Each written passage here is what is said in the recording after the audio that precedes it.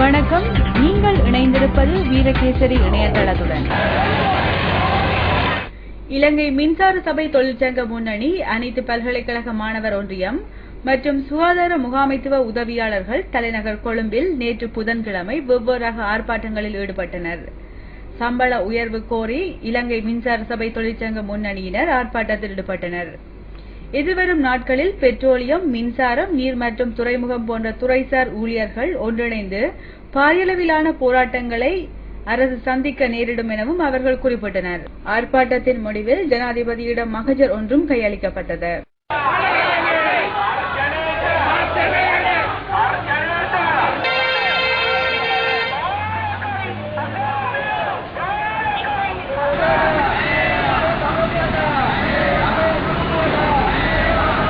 இதேவேளை ஒருநாள் அடையாள வேலைநிறுத்தத்தில் ஈடுபட்ட சுகாதார முகாமைத்துவ உதவியாளர்களும் ஆர்ப்பாட்டம் ஒன்றை நடத்தினர்.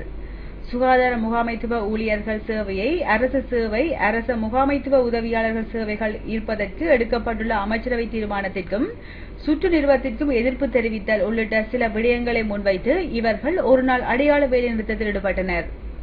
அத்துடன் சுகாதார அமைச்சுக்கு முன்பாக ஆர்ப்பாட்டத்தில் ஈடுபட்ட இவர்கள் நண்பகல் 12 மணியளவில் அலரி மாளிகைக்கு பேரடியாக சென்ற போது பொது நூலகத்திற்கு அருகிலுள்ள சந்தியில் போலீசாரால் தடுத்து நிறுத்தப்பட்டனர்.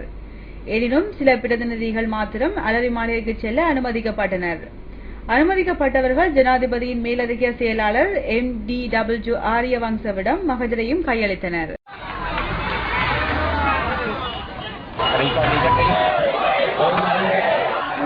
அத்துடன் மாணவர்களின் உரிமைகளை பாதுகாப்பது உள்ளிட்ட பல கோரிக்கைகளை முன்வைத்து அனைத்து பல்கலைக்கழக மாணவர் ஒன்றியத்தினர் விகாரமாதேவி பூங்காவிலிருந்து பேரணியாக சென்றனர். எனினும் கொள்ளுப்பட்டி சந்தியில் வைத்து போலீசார் அவர்களை தடுத்து நிறுத்தியதை தொடர்ந்து 45 நிமிடங்கள் வரை அங்கிருந்த ஆர்ப்பாட்டக்காரர்கள் தங்களிடமிருந்த மகஜரை எரியூட்டிவிட்டு கலைந்து சென்றனர்.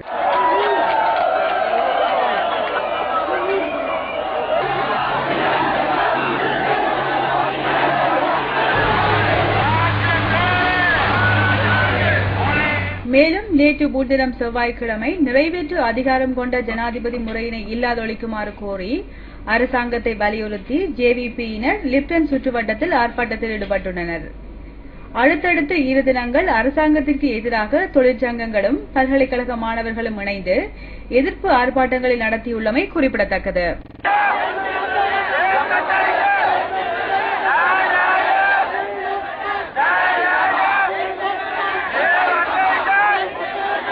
மேலதிகமான செய்திகளை உடனுக்குடன் தெரிந்து கொள்ள வீரகேசரி இணையதளத்துடன் இணைந்திருங்கள். வணக்கம்.